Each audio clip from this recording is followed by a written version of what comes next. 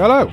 Ahoy! Welcome to the year 2020. I know. How crazy. Does it feel different? I feel older. Yeah? I am older. You're older than yesterday? Yeah. Same as will be tomorrow. How are you? Happy New Year. Happy New Year. I'm very good. Good. Glad to hear it. Nice Christmas. Yeah, I loved it. Did you? Yeah. Good. Yeah, I had lots of fun. Good. I'm glad to hear I've it. got- Kids enjoy it? Yeah, we've got so much stuff I can imagine. lying around everywhere. Nice. I want you to move house. I'll come in and help you tidy up or something. Yeah, okay. Come and play with the toys. Ah, that's the best thing. Right, where do we start? Well, we've got a couple of bits of news. And we've also got a bit of admin to do from last week's episode. Yeah. Do you want to do socials and our announcement? I will do socials. So if you want to follow us on Twitter, please do it at BOTS_podcast. Instagram is the same at BOTS_podcast. Facebook.com/bottomofthestream. And the website is www.bottomofthestream.com, where you will find every season's stream table and all of our episodes that we've ever recorded. Yeah, we forgot to introduce ourselves at the start, like we always do. You're Nick and I'm Adam. Yeah. That's the end of that. Well done. You've got your podcast shorts back on. I have, yeah. Let's see. You got a little bit of stick on Twitter, I saw. It's quite tropical today, though. It is quite a nice day. Compared to the last time we recorded, That's true. when it was absolutely unbearable. It's all right today. Yeah, it's quite a nice day today. A rare daytime record. Yes. So let's talk about Patreon, shall we? Let's. So if you've noticed, if you follow us on Twitter or Instagram, you'll have noticed that we launched on Patreon on New Year's Day, and you can now follow the show on there and help support it and see where it goes, I think. That's the idea, yeah. Yeah. So check us out over at patreon.com/bottomofthestream. We've got loads of nice treats and rewards for you. Do you want to run through what we've got? Yeah, so we've got 3 levels, haven't we? Yeah, 3 tiers.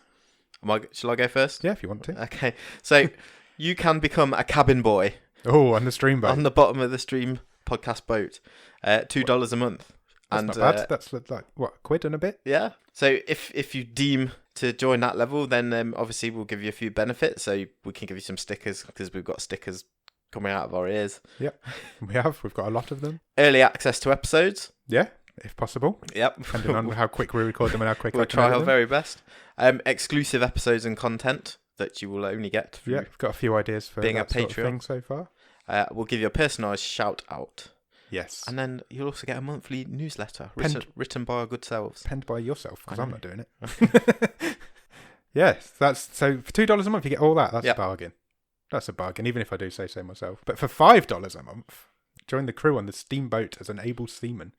And you will get all of the above, what Nick just said, including the newsletter and the shout out and the stickers and the exclusive content. But you will also get a Christmas and birthday card from our good selves. Very nice. Which will be exclusively designed. And we've also had some phone wallpapers designed, which are incredible. They're really awesome. Ross has designed them. He's the guy who does all our artwork, and they're so good. I've got it as my background on my phone already. It's brilliant.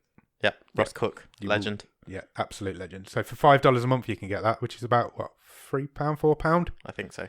Yeah, bargain. And then finally, if you want to pay $10 a month, you can be a first mate. Yes. And you can join us in the captain's quarters. And you get all of the items we've run through as part of the $2 and $5 tiers. Yep. But you will also get an exclusive poster at the end of each season. Yep. Which is exclusively designed, and it will show the stream table. Yeah, it'll be the stream table at the end of each season. So we'll already have season 1 and almost season 2 by the time we get anybody on here, I think. Not far off. Not far off. I better get designing. But this is the big one. Most importantly, this is the big one. We will give you your own wild card. Wow. So we'll give you access to the long list of movies that we take our randomizer from every week. And once a season, you will be able to pick a movie for us to review. And we'll do it in our next episode. We sure will. That's big. I've already used my wild card for this season. You've still got yours left. I have. It's in my back pocket, just in case. Back pocket. So yeah, you'll get one of them, and it's only me and you that have got them so far. Yep. So you'll be in an exclusive list. So that's $10 a month, which is about what, £8? Yeah. That's a bargain. Please, obviously you're still going to get the episode every week. It's still always going to be free, but that's just some extra content. So don't feel like you have to join. It's just a cheeky bonus. Just a cheeky little bonus, and it help us upgrade our kit. And so all the money that we get will go straight back into the show. We'll be upgrading kit and new gear and stuff. And we just want you on board. We want to service you all. Indeed. That sounds wrong. A fantastic choice of words, as always. Thank you. Not an able seaman for nothing. Yeah, so check it out at patreon.com/bottomofthestream, and check it out and see what you think. Yeah, we'll stick all the links up on Twitter, etc. Yeah, we'll be all over it on Twitter, all over it. We probably Instagram already and all those things. Yeah, I'll draw some pictures for Instagram. Amazing. Wicked. Good. Excellent. Anything else we need to talk about? Yeah. Okay. So we got some Netflix news. Yeah, do you want to do that first? Yeah. That's cool. So, yes, Netflix have just released, in the last couple of days, some charts of their most popular releases in 2019. Ooh, the top of the stream. Yeah. Far, far from where we dwell. Definitely. But, yeah, there's some quite interesting things in there. So, I've run through it. What should we look at first? Start in the UK, I would have thought. Yeah, but, so I've got the most popular releases, regardless of whether it's a movie or a documentary or a TV show. So do you want them? Yeah, go for it. So I've got the top 10. Do you want the top 10? Yep. See how many of these have you seen? So the 10 most popular things on Netflix in 2019. Okay. Number 10, Conversations with a Killer, the Ted Bundy tapes. I watched the first one of those, but didn't really find it that interesting. Okay, so that's a documentary. Yes. Is it just like his interviews with the police? Yeah, he did some interviews with a journalist, I think, and it's them. No, I've not seen those. No. Number 9 was Sex Education. Watch that, brilliant show. Really good. Great show. Really Series 2's coming this very month. Soon. Very soon. Couple of weeks, I think. That was great. Yeah, Gillian Anderson and Asa Butterfield. Yeah, really funny. Great show. Number 8 was Our Planet.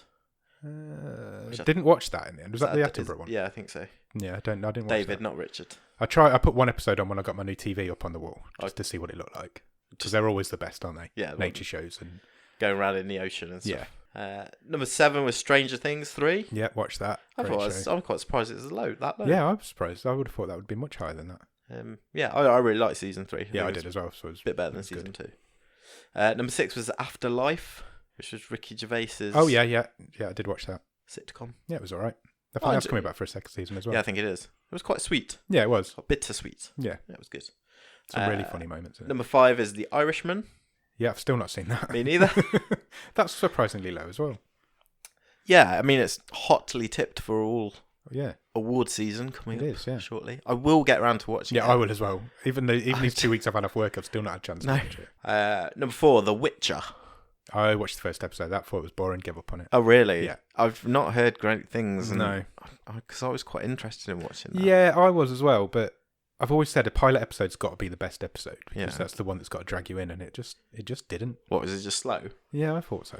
I think I'll still give it a go, but yeah, maybe. Number 3 was Murder Mystery, which is the Adam Sandler and Jennifer Aniston movie. Didn't watch that. It's got Adam Sandler in it. I've seen it. It's fine. Was it? Yeah, but it's just an Adam Sandler film. Not for me. It's no. Don't like him. Just is. Don't like him. Move on. Number 2 is Six Underground. I've not seen that yet either. Apparently I do intend to watch that. Absolute balls. Oh, really? Yeah. And it's at number 2. It only came out like a couple of weeks ago. Yeah, it's Michael Bay, isn't it? Yeah, it's the highest budgeted film ever on Netflix. Yeah. Wow. I will watch it. I will watch it at some point. So I want to know if it's as bad as everyone has hinted at. Number 1 in the UK is a documentary series, The Disappearance of Madeleine McCann. No, I didn't watch that either. No, me neither. No. That's surprisingly high. Yeah. I wouldn't have thought that would be number 1. But I wouldn't have thought Six Underground would have got that quick, that high up that quickly. No, that is, isn't it? That is fast. A lot more than Stranger Things. That's yeah. Mad. The Crown. No, that is surprising. That is really surprising. Not in the top 10. Yeah. Blimey. Because that's had everybody. That's been out about 6 weeks. Yeah. And everyone's always talking about everyone. Who's everyone? But it is widely talked about. Yeah, definitely. I'm going to watch that. That might be my next show. I finished You season 2 last night. Oh yeah, that's good. That's a good show. It's about a stalker. It's a bit Dextery. Okay. Yeah, I've heard it's good. I've not. The second series was a lot more Dextery than the first season was. So The Crown isn't even in the 10 most popular series of 2019. Really? That is really surprising. I'm very surprised by that. You was number 6. Wow. It's good. It's worth watching if you get a chance. Both seasons are quite good. Interesting. Good. Watched anything else over Christmas, New Year? I don't think we have really. No, not on Netflix anyway. I binged the whole of season 2 of You, and that took me most of my time. Too much TV, to be honest. No. There wasn't a lot on over Christmas, was there? In all balls. All the sort of family get-togethers and all that sort of stuff. Yeah. I did watch Paddington 2. Did you? Because that was on TV, which I talked about in our Christmas Day episode. Christmas Day episode with our friends from Grief Burrito. Yeah. Talking of our recent episodes, we've had a bit of a we've been called.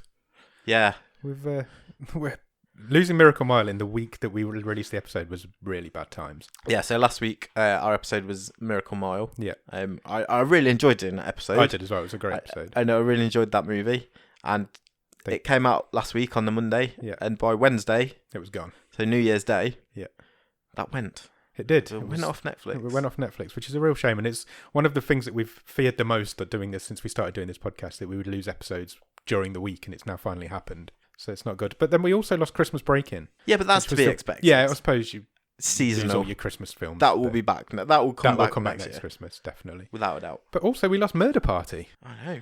Which I remember that film with affection. I remember not enjoying it at the time, but it's one of my favourite episodes that we've done. And so from series what? From our first season. Yeah. It's one of my favourite episodes that we've ever recorded, and it's one of the oddest films we've seen. Probably the oddest film we've seen. So I think because I remember the episode so fondly, it makes me think of the film. I feel protective over it, and now it's gone. It is pretty much the lowest budget. It's basically a student film. Yeah, it was definitely the lowest budget film on Netflix that we've sort of looked at in this show. Yeah, definitely.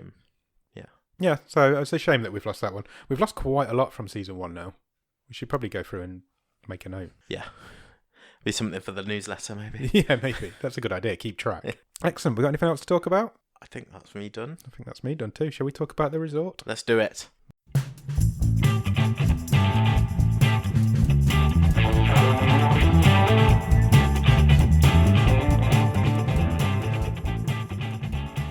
Okay, so this week we watched a film called The Resort, which is from 2015. It is a 15. It is 1 hour and 33 minutes long and currently rated at 5.3 out of 10 on IMDb. It's not bad.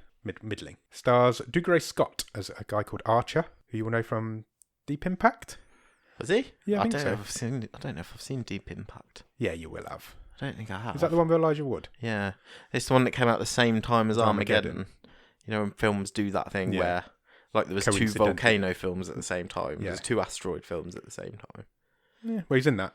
He's also in Mission Impossible 2. Yeah, I remember him from that. He's in Ripley's Game, which is a great little film. Yeah, have you ever seen that? Yes, I have. Yeah, Ray Winston and John Malkovich. Yeah. I couldn't really find anything else out about him. He seems like he's really famous, but he's not. He's Scottish, isn't he? Yeah, I think so. With a name like Dougray, he's got to be Scottish, haven't you? Well, I was more thinking his surname being Scott. Fair play. Also stars a lady called Jessica de Gouw. Going to Gouw. Okay. There's a character called Melanie. Didn't really find a lot out about her. A guy called Martin McCann, who played Lewis. And Claire Goose is in it. Yeah. Which is really weird. That will mean nothing to it won't anyone mean else. Anything. I didn't really know who she was. I recognised her face. She's been in loads of... and I think my wife said she was from Casualty. She's been in Casualty, Waking the Dead, The Bill. She was in all those so these are hospital all police dramas. Long-running, soapy... Yeah. Drama. Police/hospital dramas over here. Saturday night, Sunday night TV. Yeah. Casualty's been on forever. Yeah. Probably like 30 TVs years. were invented. Yeah. Directed by a guy called Steve Baker, who is a British guy and seems to enjoy Nazi zombies. Does he? He's only made 2 films before. He made a film called Outpost. I don't know if you've heard of it. It's about Nazi zombies. Right. And then he made the sequel, which is called Outpost Black Sun, which is also about Nazi zombies. Okay. So he's got a thing for zombies. That's definite. Yeah, but other than that, I couldn't really find out a lot about him either. So it's pretty... Apart from Dougray Scott, everybody's pretty minimal in this. There's not a lot of famous faces in it. Yeah. And he's not the main character. No, he's more than a cameo. Yeah, definitely. But he's a supporting role. Definitely. I think it's fair to say. Yes. Do you have a 1-word review of The Resort? Dusty. Dusty? Yeah. Nice. Okay, so should we get into it? Yes. Cool. So what do we start with? Found footage. Yes. But the found footage is of a news reporter. Yes. And then we go straight into the news report. We love being told stories by news reporters on this podcast. It happens a lot. And we literally watched the whole news report. Yeah. From start to finish. It's like 5 minutes long. Yeah. There's a heavy exposition dump right at the start of this movie. It basically tells you exactly it tells you what's going to happen because you hear about it's basically the news report's set at the end of the film, isn't it? Yes. And then it goes 10 days earlier. Yeah, so this news report is basically describing that there has been an incident. Yeah, so basically the world that we're in is a world that is post-zombie apocalypse. Yeah, there's been a war between humans and zombies, which the humans won. Yeah, and it's been 7 years since the last outbreak, I think they say. Yeah, but there was like, what did you say, 2 billion people died? Yeah, something like that. It's a bit like The Cured. That was post-zombies, wasn't it? Yeah. We've had a lot of... This is our second post-zombie apocalypse film. It is, yeah. Yeah, so basically the news report's saying that this island resort has been built where you can now go and build and shoot at zombies. Yeah, so they're basically penned in on this island, and for a large amount of money, the rich can go and shoot up some I think it was zombies. Mallorca. Did they specifically say I don't think they specifically said, but I think that was implied at one point that it was Mallorca. Because the castle they went to was definitely in Mallorca. Yeah. Because I recognised it from a different TV show. Oh, really? Did you ever watch The Night Manager a couple of years ago? Yeah. So it was like Hugh Laurie's lair. Yeah. And that was the same place. Then that was Mallorca, wasn't it? Yeah. So I think it was the island. Footage of the island itself off in the distance was Future Ventura. Yeah, I've been there. But yeah, I've never been there, but I've been to most of the others. But I'm pretty sure the film is set in Mallorca. Yeah. So we're going with that. And basically, all these zombies have been penned in on this island, and people can now pay to go there and shoot them. Yeah. It's a bit like Jurassic Park. Just go and watch it, look at the exactly. things.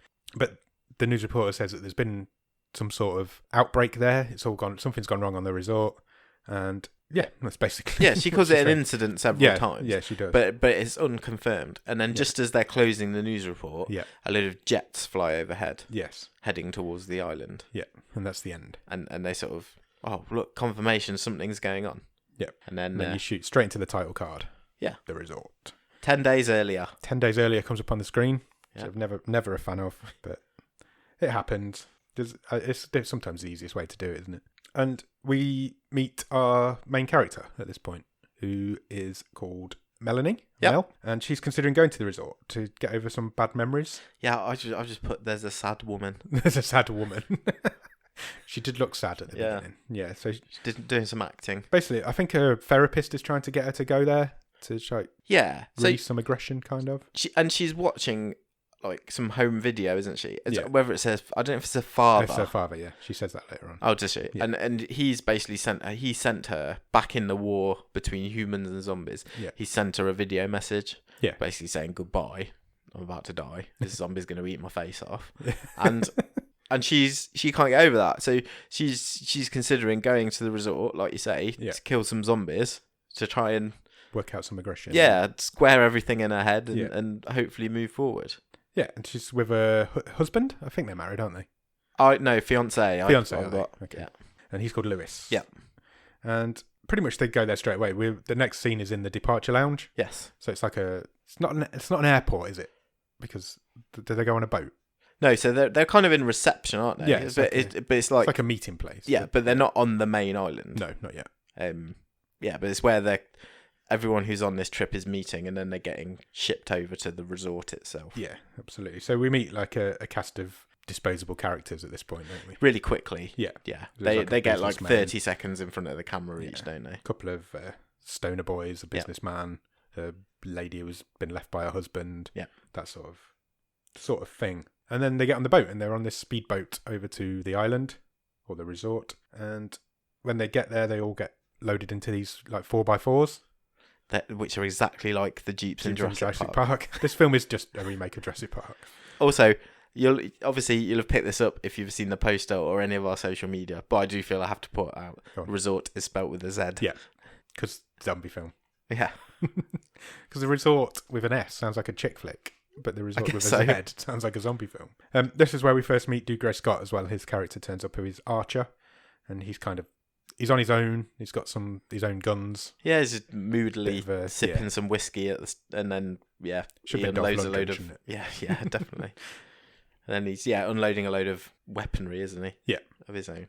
Yeah, so they head to the hotel on the island where they're all going to stay, and then they head over to orientation. Yeah. So this is where they have their safety briefings and just shoot some guns. Yeah, it's a firing zone. It's a firing range, isn't it? It's just a shooting range. And then. But nothing really happens apart from there's this really weird bit where like Mel is trying to shoot some guns. Yeah. And then there's like a strange sexy thing with Lewis where he's like sidles up behind her. Yeah. And starts talking about like pointing the barrel and it's all a bit weird. Yeah. Yeah. It's very shoehorned in. Yeah. It's like they're trying to establish their relationship, but too late into the film.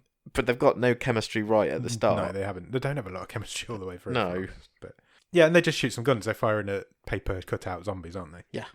Just to see how good they are, I guess. And there's two, like, I don't say stoner boys, but they're like... gamers. Yeah, they're like proper... They're only supposed to be 16, but they're both looked at like mid-30s. I have issues with that, yep. Yeah. Yeah, they're basically just there to shoot the shit out of everything that they can come across. And then they go to the welcome party. Yeah. There's an evening, there's basically a piss-up the night before they get started. Yeah. Where they meet Valerie, who is in charge. Yep. She's like the big boss woman. This is Claire Goose's character. And she kind of does a speech, and it's basically just introducing people to the concept and trying to fire them up a little bit, isn't she? She's basically, yeah. She gives this like rah-rah speech, basically, of just go out there and shoot the survivors, stuff and with a better... have fun and spend your money. And she says every apocalypse deserves an after party. Yeah. It's a bit weird. It's like, this is a public service we're providing. Yeah, she's very keen on what she's up to. But they bring out a zombie sort of chained up behind her. Yeah. And it is quite creepy. So the actual makeup and stuff on the zombies was pretty good. Yeah, it was, to be fair. Better than I expected. Yeah, they were very Walking Dead type zombies. Yeah. And she keeps the zombie at arm's length, and it keeps going for her. I was sure she was going to turn around and shoot it. Yeah, I did as well. well. It never happened. But she just like face to face with it, didn't she? Yeah. But while all this is going on, we see a lady break into the control room. Yeah, so this is one of our other main characters called Sadie. Yes. So she's the lady who was jilted by her fiance. Yeah. And she sneaks away from the rest of the party. Very easily gets into a control room. Yeah. There's no security there at all. No. She knows exactly where to go. Yeah, and exactly what to do. She puts in some sort of like memory stick into the system, and that's the last we see of it for a while. She types in a password which she has written on her hand. Oh yeah, she does. It's not the most... It's not the most ingenious bit of hacking, but there you go. But Archer sort of notices her go in and out of this little room. Yeah, and kind of the next morning then, I think we get to, don't we? And one of the tech guys finds some corrupted files on the computer. I thought this was now going to kick off. We're going to get some scenes. This party's going to go crazy. Might kill some zombies and stuff. Yeah. No. Just next morning morning. after. Yeah. Yep. Nothing happens at that party. So the next morning, one of the tech guys, I didn't catch his name. I don't know. I'll just call him Nerd. Nerd one. He finds some corrupted files on his system, but they choose to ignore it until later that day. Yeah. Because it's all everybody's about to go off into the island and they've not got time to sort it out. So they load up into a bunch more 4x4s, different 4x4s. Yeah. So these ones are white with a Z on the side. So our protagonists who are in this Jeep are the two gamers. Yeah.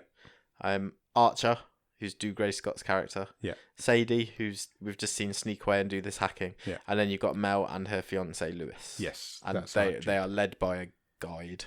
Yes. As well. Who was called Nevins. Yeah. But just as they're leaving, the doors start to malfunction briefly. That's supposed to lock behind them. Yeah, the system sort of throws a bit of a wobbly. Weird, but they get it back under control. Well, kind of. The tech guys literally just bang the side of them on it. Yeah, and they close. And then we meet up with another group for a little while, don't we? Who are like yuppie businessmen, kind of. Yeah, it's just background. These are background characters. So there's a rich, obnoxious American businessman. Yeah. And some rich, obnoxious Chinese businessmen. Yeah. And they've got their own guide and a different thing, but they're on like a shooting range. They're not out in the real world shooting zombies. These are all like chained up to, like in a shooting range where they pop up out of windows. Yeah, and it's that sort. Where the duck could pop up or the little target. Yeah, they've sort of chained the zombies to hinges on sort of doors, so they'll flip round into the window and things like that. Yeah. And we just get a few little funny scenes of them shooting at zombies and just sort of rage shooting with these being crazy massive guns. Yeah, clearly compensated for something. And then we get back to our main group who we're with, and they've come across a huge group of zombies on the island, and they're looking kind of down at it off like a rock face. Yeah, they've parked up on this sort of cliff top. They've got a high ground, haven't they? Yeah, and there's a lot of zombies. Yeah, in The Walking Dead, this would be a them. Horde. This is like a lot of zombies. And Mel sort of says, "Oh, I didn't expect there to be so many." Yeah. There's hundreds below them. Probably thousands, yeah, there's a lot. And the two gamer guys, they just kind of get their guns and just start raining fire down on them. Yeah. And completely miss absolutely everything. Yeah. They're spraying bullets, but they're no good. They're just... I thought these two were going to be really irritating. all the way through this, but they're kind of endearing and towards the end. And really? No, I found them pretty irritating. Really? Even the guy who survives the longest? Oh, I thought he was quite good towards the end. Yeah. Okay, we'll get to that. And so Mel's got one in her sights, and she's got like a sniper rifle. Yeah. And she puts a lady zombie in her sights, but it makes eye contact with her. And so she bottles it. She can't shoot it. No. Because she doesn't want to. But Archie manages to take it out with a sniper. Yeah, and then he disposes of sort of 5 or 6 of them really quick. Yeah, one shots, like headshots, loads of them. And Lewis kills a couple as well. Yeah. Where do we get to now? The nerds are back in the control room, still trying to fix the issues with the computers. Yeah, they're trying to figure out what the hell's going on. Not really having much luck. And so then our group of guys head to a campsite at that point, I think. Yeah. So they're going to stay out on the island overnight. They've got to be safe because they're not just going to let them sleep out with a load of zombies walking around. They're in like a safe zone. In tents. It wasn't that intense. Oh, they're in tents. Yeah. That's when it's revealed that the 2 gamer guys are 16. And it was because they tried to hit on Sadie. What are you talking about? Yeah. Because they look at least 25. Maybe even older. I think you're being generous. Yeah, maybe even older than that. It's not subtle, this film, is it? Not at all. Because all the way through this, like, Dougray Scott's doing some acting in inverted commas because he keeps like looking at Sadie. Yeah. As if like I know you're up to something. But he never says anything. No. So it just looks a bit like creepy. If you miss that first bit, it would be. What is this dude all about? He's just eyeing up this younger lady. He doesn't do a lot in the whole film. He's not like acting very often, is he? He's just wandering around moodily. Yeah. But then back with the nerd guys, and the whole system goes down. Yeah, so it crashes, then recovers, then crashes again. Yeah, and so the zombies are free everywhere on the whole island's now. All the fences are down, all the gates have opened, all the locks have undone on the necks and stuff. Well, this is one of my favourite bits in this film was when that annoying rich American businessman from the sort of minor characters Jeep. Yeah, he's taking a piss. Yes, in the shooting range, and he's literally pissing up one of the zombies. Yeah, that's tied up in the shooting range, and its cuffs unlock. Yeah. But then because the systems recover, they lock back up again. Yeah. I quite like that. Yeah, it was a nice little touch. Oh, he's going to get rid... Oh, no, he's all right. Yeah, so that was probably one of the high points of this for me. But then it all kicks off. Yes. Because the systems do go down. Yeah, properly. The systems go completely down. And zombies first, they get into like the hotel area, don't they? The resort area. Yeah, they're quite clever zombies, aren't they? Yeah, they can open doors and that sort of thing. But as the systems are failing... Yeah. They notice that the alarms are on. Yeah. And they notice straight away that the locks they've certainly got some sort of shot back, don't they? Yeah, they've got some sort of compass mentis to them, haven't they? They're not just rambling, mindless zombies. No, they don't seem quite to clever. Which works quite well for some of these situations. Yeah, definitely. The first guy to go is the guy in the control room, the tech guy. Yeah. Because the zombies get into the control room straight away. Yeah, very easily. Very easily. And so there's a lot of people being bitten and people being chased and killed. Valerie is in there as well. She manages to lock herself in her office. But I like this as well because as she's running to her so the zombies run into the control room. Valerie starts to make a move to her office, but the zombie who has come into the control room is one of the same zombie who they bought out poolside. Yeah, it was like it was trying to chase her down, wasn't it? And it recognised her and screamed at her. Yeah, that was horrible, that scream. So it had targeted her. Yeah, it knew she was the one it wanted. Yeah. Yeah. Example of them being quite clever. Yeah. But she makes it into her office, doesn't she? Yeah. And just as she gets in, there's a message comes up on the screen that says Brimstone Protocol activated. Yeah. And there's a certain time left at that point. Yeah. And all this is all intercut with the zombies sort of invading by the pool area. Yeah, they're taking out everyone who's sort of sitting enjoying a drink and whatever. Yeah. Which is obviously not good for our guys who are in the tents. No. But they have no clue what's going on. They've no idea what's happening. And Melanie and Sadie have a bit of a bonding session because they're keeping guard overnight, aren't they? Yeah. And so Melanie gets up and speaks. They just have a bit of a chat, don't they? Girl on girl action. It's not that kind of movie. It's not that kind of movie. Let's just had a bit of a boring talk. Yeah, a bit of a chat. Melanie tells her about her dad. That's the point where you find out that was her dad in the video. And then all of a sudden they see a zombie. Yeah, sort of. This one is a slow one. Yeah, because they are all different speeds. Yeah, there are some fast ones later on, but this one is just sort of. They mentioned that at one point. I'm not sure when it is, but they mentioned that because they're all been on the island since the outbreak, they're like not fresh. Okay. So they're like older zombies. Oh, I see. Which is why the ones later on are faster, because they're more fresher. Oh, well, that's pretty cool. Yeah, I like that idea. Yeah, so Sadie gets it in her sights, but she can't shoot it. All the women are unable to shoot guns in this film. Yeah, so I'm not really a fan of that. I think Sadie and Mel, who are normally the two female leads, they're not portrayed well in that. No, probably not. They need rescuing all the time. All the time, yeah. And yeah, I didn't like that. So she can't shoot it, and Archer just does out of nowhere. Just comes up with his big rifle, shoots it in the head. Yeah, so Nevin's the guide, gets up on top of the Jeep, and he sort of repoints the spotlights that are on top, and it turns out they're pretty much surrounded. Yeah, there's loads of them. So the girls run off and hide. Yeah. And all the boys come out. Of course they do. Yeah. Even the two young lads come out with their guns, and Nevin's got his, and Archer's got his, and Lewis has got his, but the two girls just run off and hide. Yeah. I didn't even like that. No. And I knew you'd pick up on it. But while they're hiding, Archer asks Mel to get him another magazine. Yeah. Or he shouts magazine at her. So she runs off to get one, and she gets attacked while she's getting it. Hands him a copy of Heat. And so she gets attacked, so Sadie ends up saving her. And eventually they all end up on the roof of the truck. Yeah. They're getting this firefight, basically. Yeah. But Archer doesn't. He's too cool to get on the roof of the truck. Get on the roof. So he's just standing there picking off zombies. Because he's the only one that's actually a decent shot. But one of the gamer boys gets killed at this point. Yeah, it's the black guy, isn't it? Yeah. Always first. Which, again, I felt quite... Yeah. It's like, really, in this day and age, you've killed the black guy first. Yeah. It's like a movie trope, isn't it? Yeah. I didn't catch his name. Was it Isaac? Alfie. I don't know where I got Isaac from. Not sure. But eventually, they lose Alfie, but they clear the whole area. They defeat the rest of the herd.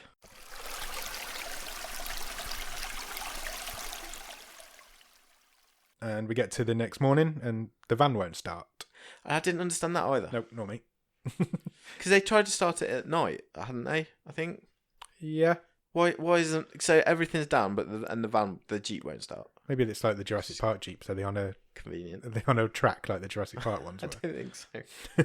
Anyway, it won't. Anyway, and that's where the guide realizes that the Brimstone Protocol's been activated. Yeah. Nevin, and he explains to them that means that in a few hours the island will be leveled. Basically, that's what they do.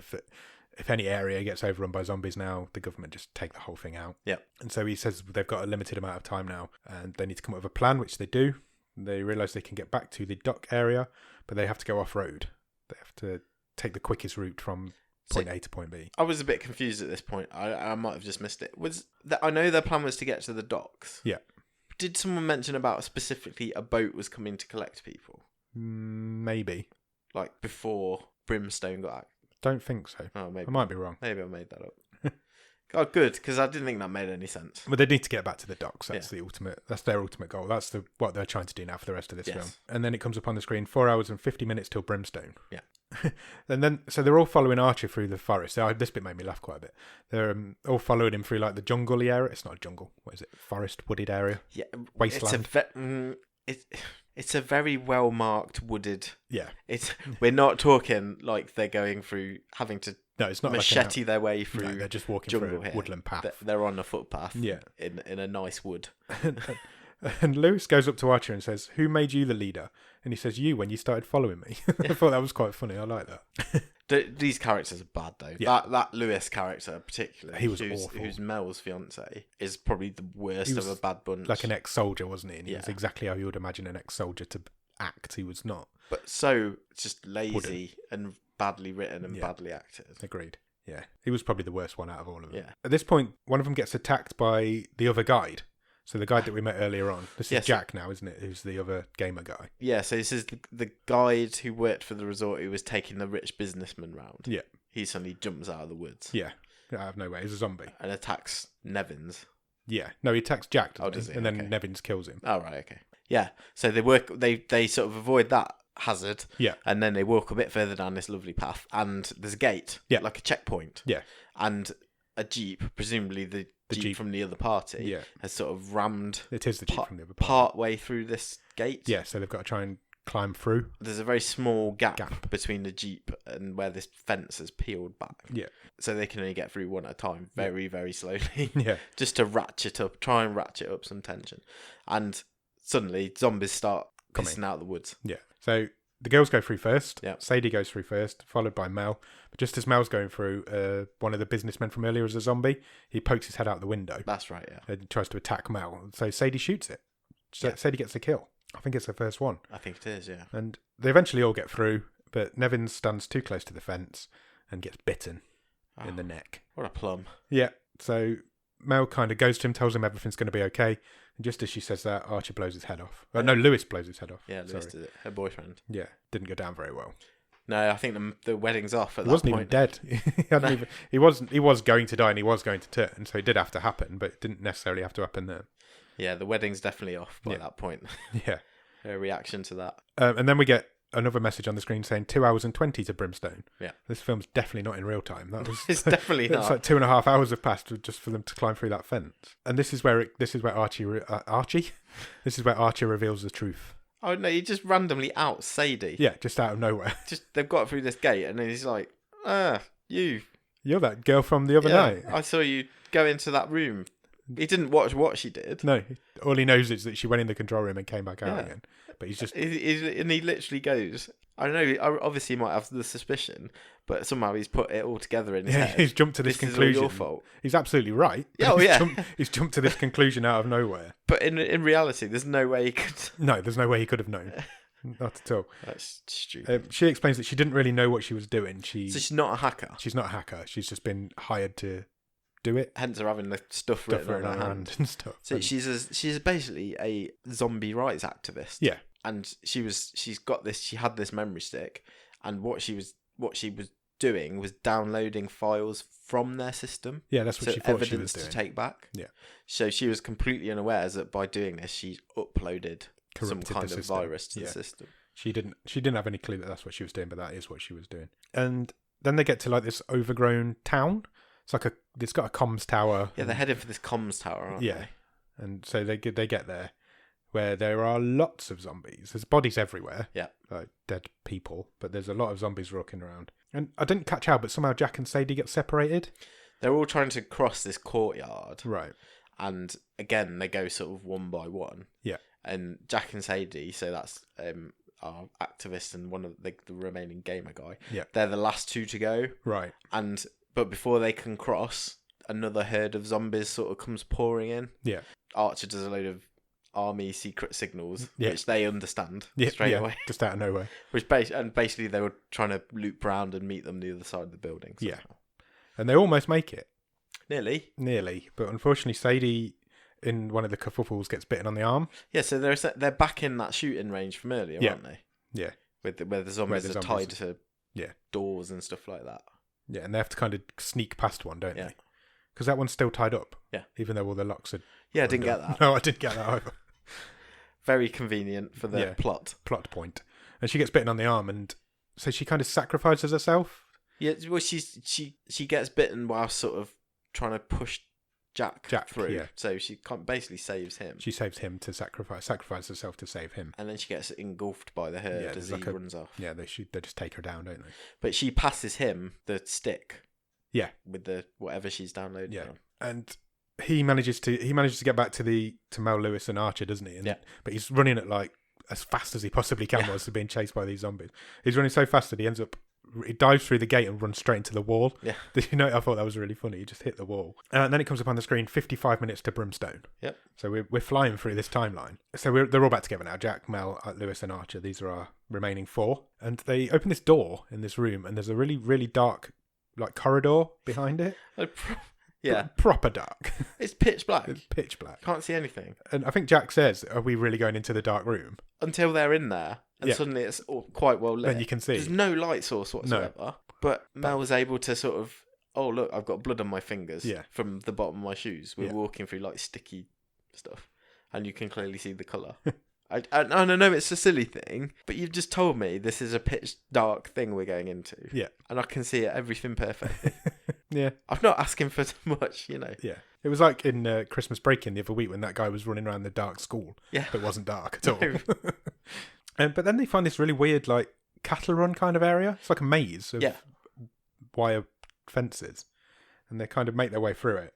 It was like, you know, in that very last episode of Friends where they go to the airport. Yeah. Ross and Phoebe. I know exactly what you're going to say. And Phoebe runs past the queue. The ribbon safety barrier queue. And Ross goes in and goes all the way around it. That's what happened. That's exactly what happened. And they were running through these cages. Yeah, because the cages started rattling. Yeah, they did. Which was quite creepy. Yeah. So you knew that they were being pursued. Yeah. And then they find this even weirder bit where the walls are hot.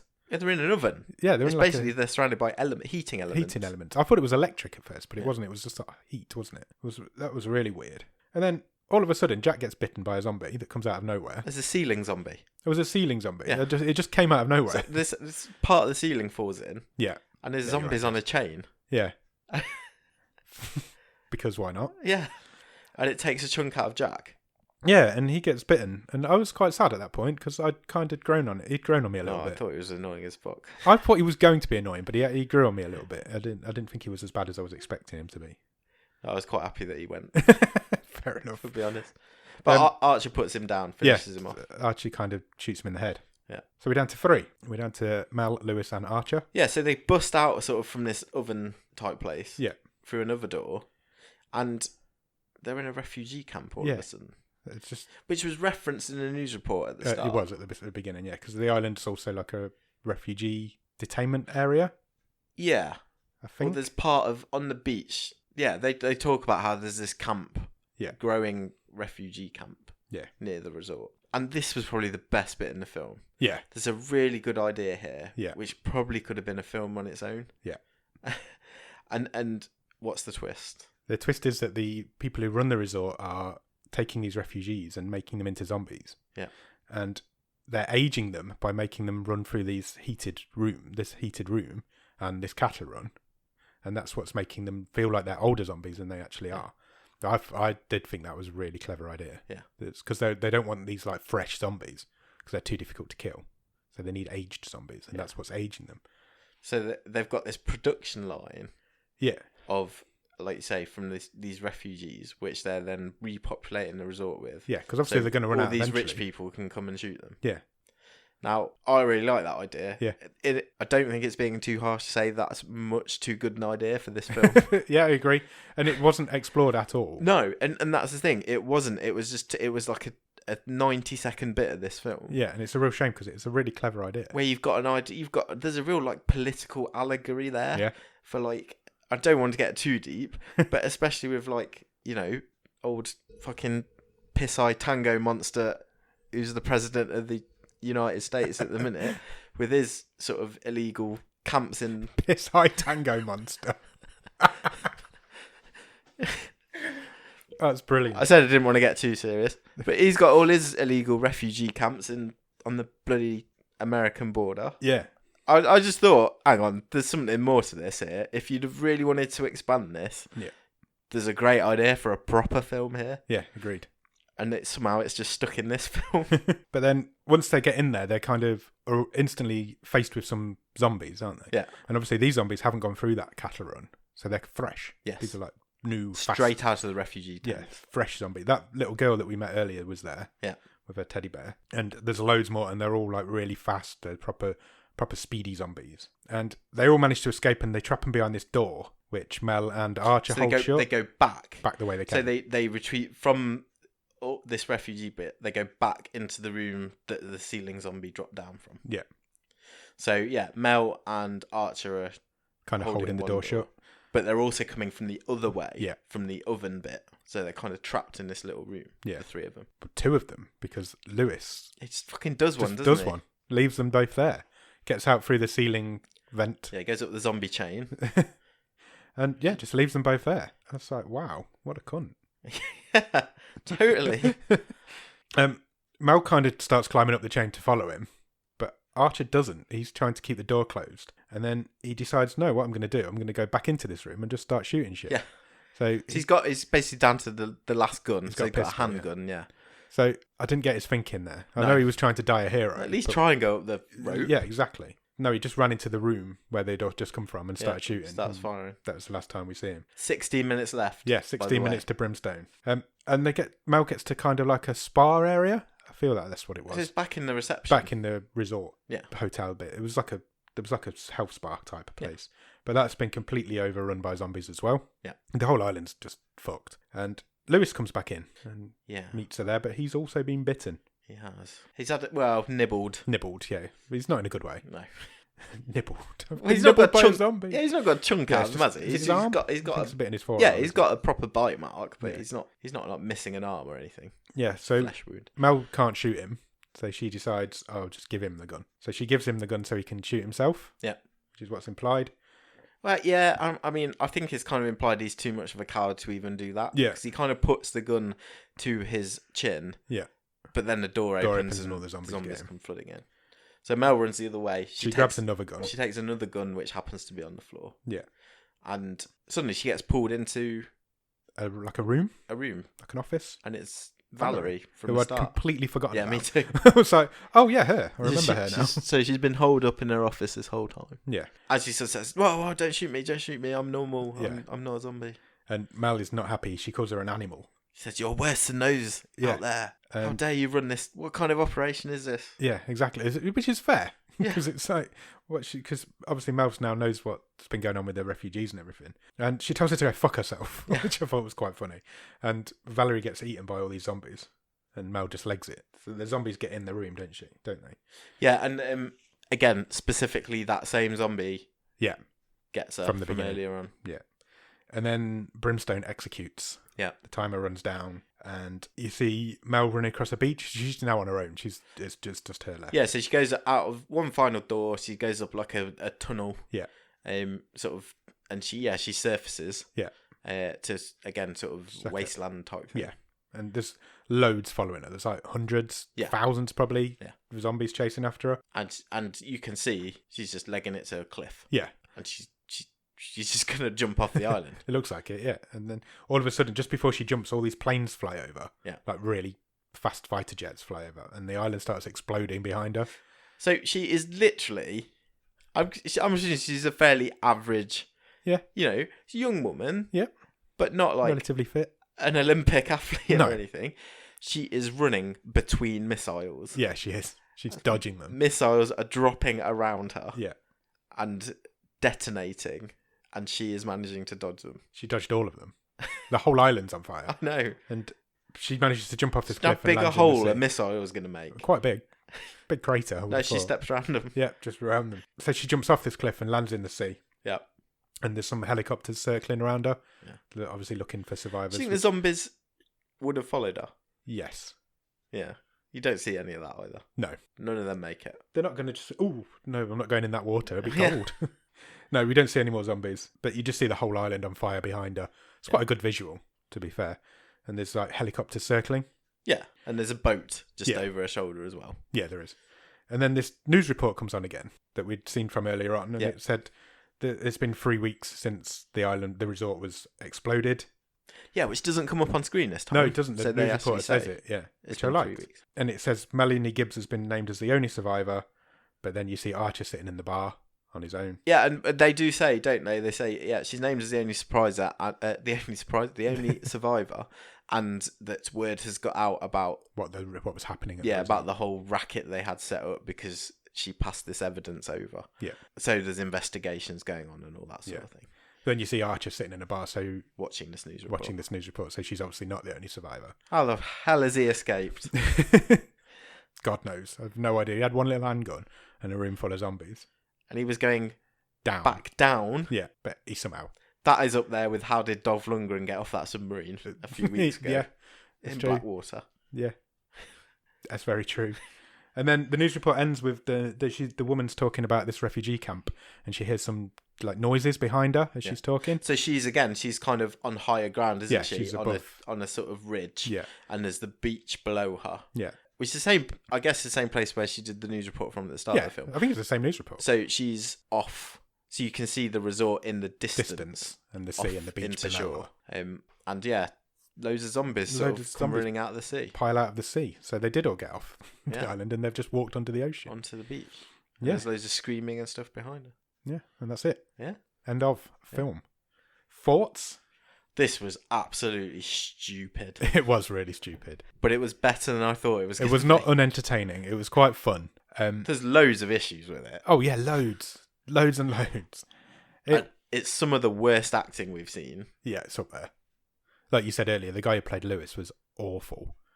Like, really awful. Oh, that was so one-dimensional as well. Yeah, it was. There's no build. Yeah, no build to his character. No, probably had 4 lines, and it was just token. Considering he's supposed to be like the main character's fiance, there was nothing to him. Dougray Scott absolutely phoned this in. Completely phoned it in. There was he didn't do anything. And I didn't dislike the main character, the actress Jessica Van der Houw or something like that. Might have played for Man United. But it didn't particularly come across that she was in great Jessica danger. Gouw. No, she never looked like she was too worried, even though she should have been because everybody else was dying around her. But there's something about it. Yeah, it had a charm. That is like, it knows it's stupid. Yeah. It doesn't always look great. The whole thing with Sadie was just, she just died. As soon as they found that out, she just died. Oh, yeah. That wasn't explored at all. Yeah, you're off now. You're dead. Yeah, and they needed Jack to expose that bit, and then he just died. And yeah. It was like all these characters were there just to forward the story. Yeah. And then as soon as they were finished, they just got killed off. I'd hesitate to say it was a lot like Jurassic Park because it's nowhere near in that level, but the story's very similar. Yeah, and I don't necessarily mind when films, you take that from something else. You've got an idea there. I'm doing Jurassic Park, but I'm doing it with zombies. It's exactly what it was. It's like I'm doing Home Alone, but I'm doing it in a school. Yeah. We've watched a lot of classic films get remade. It doesn't mean you still can't do a version of it well. No. And this isn't well. This isn't done well, but it's kind of fun. Yeah, I enjoyed it. For an hour and a half, it's entertainment. If you like a zombie film, you're going to enjoy it. There's loads of zombies in it. They eat lots of people. That's what zombies do. And the makeup for the zombies was good. I that was a lot better than I was expecting. It was. It was almost on Walking Dead. I thought this was going to be like 3rd, 4th rate stuff. Yeah. And it wasn't as bad as I thought it was going to be. And I really like that idea at the end. That whole like we're farming refugees. Yeah, that's a great idea. That is quite clever, actually. That's like you say. There's a more interesting movie based on that whole thing. Yeah, agreed.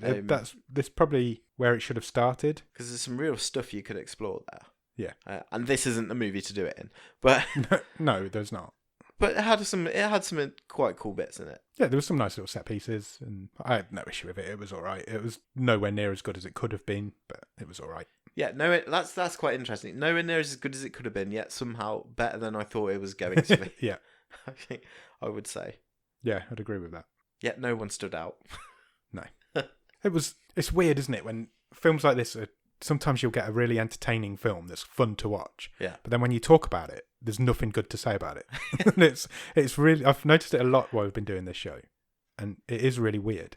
Apart from, like I say, that idea about the refugee thing, there's not many positives in this because none of the action sequences are good. No. There's no real like standout gory deaths or anything or originality there either. No. There's nothing here you've not seen before. No. But if you're gonna fill 90 minutes, it's all right. I've seen loads of worse zombie films. The Cured is a much worse zombie film. Much worse than this. Much worse, and it's a similar sort of premise. It's like the world rebuilding after zombies. Yeah. Similar idea, and The Cured is an awful film. Give me the fun stuff like this rather than that sort of dour dredging thing. Garbage. Yeah. Yeah, it's much better than The Cured. Check out our episode on The Cured, but don't check out the film. I think probably of the films we've watched so far that this put me most in mind of was probably something like Bait, where it's just that stupid survival B-movie drama. Yeah. It's not a bad shout, actually. Bait finished quite high up in season 1. Yeah. So I'm not sure this will be that high. Let's have a look. Have you got a trivia question for me? I have, yeah. So before all this kicked off, at the pre-party the night before, night before they went zombie hunting, can you tell me what cocktails Lewis and Mel were enjoying? What, is it mentioned? Or have I just got to recognise I it? believe it is mentioned. They both had the same thing. Margarita? Is that your final answer? That's my guess, yeah. No. Oh, what was it? Mojito. Oh, I was close. I said an M. Oh, I've lost track of the score. Is it 4? You're winning 4-2. 4-2. Okay, so to pull it back to 4-3, can you tell me the name of the charity that was running the refugees? I thought you would say it might be that. Hope. My face is giving nothing away. So this is the refugee... Yeah, it's like a charity, isn't it? It's running the refugee camp. Hope to... Am I close? Not giving anything away. Hope to Home or something like that? Is that your final answer? Yeah. No. What was it? It was Hope for You. Oh, no. Very close, but no cigar. Half a point there, surely. No, we don't do halves. That brings us to the stream table. I feel like I'm closing in on you. Do you? You feel like you're getting closer? Should we look at the stream table, Nick? Yeah, let's do it.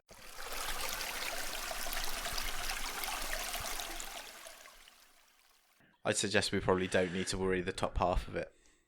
Really? What sort of area do you think we're looking at? Where do you want me to read? We've got another zombie film in there. Office Uprising's at 6. Okay. It's not... Start there? Yeah, okay. Go from there down. Okay, so Office Uprising is 6. It's not Trouble in That. No. No. Not for me. Miracle Mile is at 7. It's not Trouble in That. It's not Trouble in That.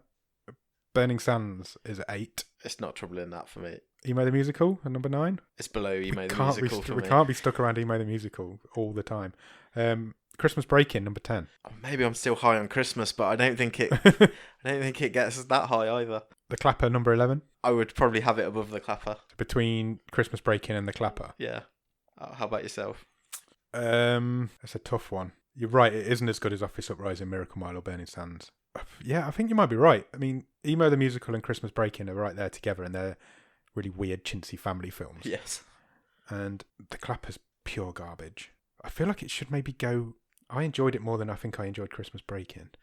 Yeah, I could just be prepared to listen to that argument. But I don't want us to be completely stuck around Emo the Musical like we have been for the last 4 weeks now. We're just in a bit of a patch where we're in a they've not been great mid-table dirge, but they've not been awful.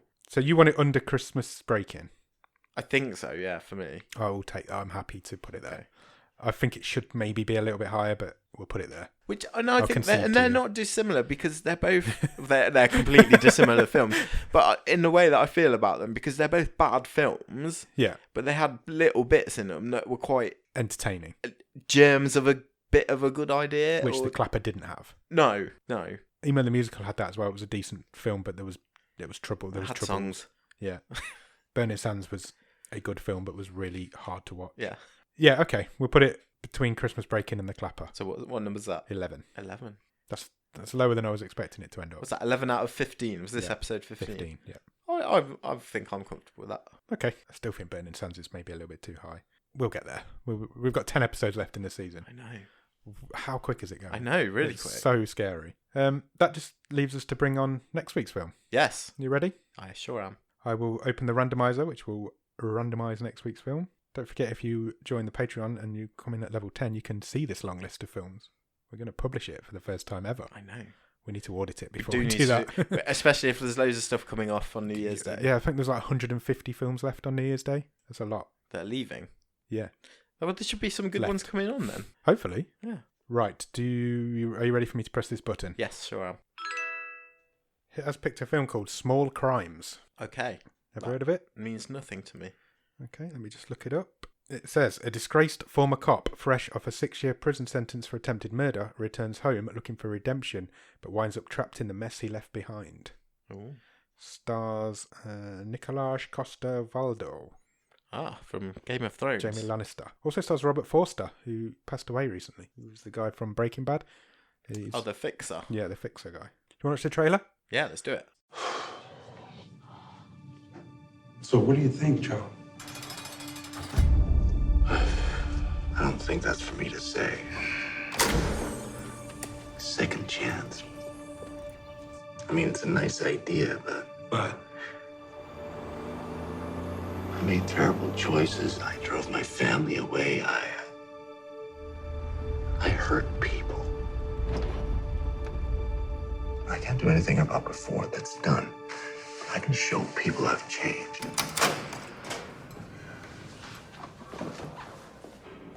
Would you like to take communion before you go? Oh, no, I'm good.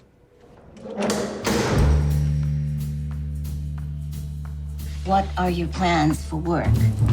We don't want things going back to how they were. Joe motherfucking Benton. Scotty, look at you. Clean slate, huh? Oh, yeah. And I'm ready to move ahead with a good life. Whoa. Oh. Well, I hate to break it to you, but you're on the hook here, Joey. Manny's got to go. Old man's craving salvation by way of confession. But I paid my time. I just want everything to stay in the past. You left Phil breathing all those years ago, or it wouldn't be a problem now. The way I see it, it's your mess. Now, you fix it, or I'll assume that we're at odds. It's happening all over again. That prosecutor is gonna give me the death penalty.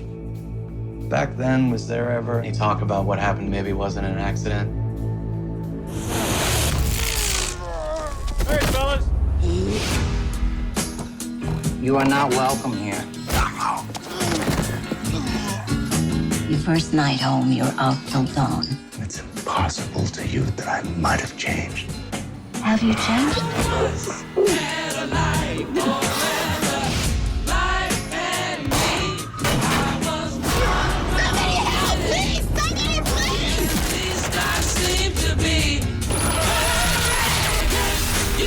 We're not defined by our past.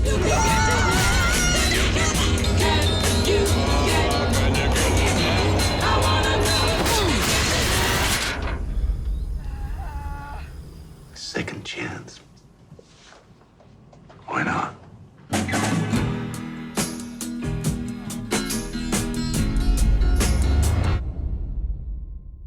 Sometimes the trailer's on for so long that you don't feel like you need to watch the film anymore. I know. It looks very different to an all-inclusive zombie killing holiday. It does, definitely. That's what I love about this show. Yep, it's so different every week. Could have a kids' film the week after for all we know. Yeah, so go out and watch Small Crimes, and we'll come back next week and we'll talk to you about that. Cheers. Thanks, bye.